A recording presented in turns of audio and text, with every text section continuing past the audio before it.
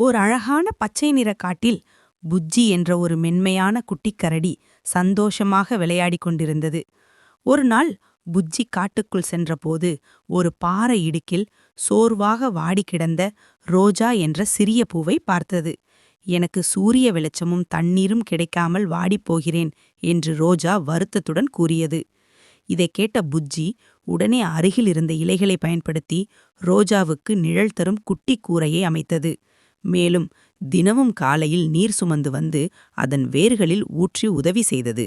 சில நாட்களிலேயே ரோஜா மீண்டும் புத்துயிர் பெற்று மகிழ்ச்சியோடு புஜ்ஜிக்கு நன்றி சொன்னது. சில வாரங்கள் கழித்து பயங்கரமான இடியுடன் கூடிய மழை பெய்யத் தொடங்கியது. பயந்து ஓடிய புஜ்ஜியை பார்த்து ரோஜா, புஜ்ஜி, அங்கே வந்து ஒளிந்து கொள், நான் உனக்கு குடை போல இருப்பேன் என்று அழைத்தது.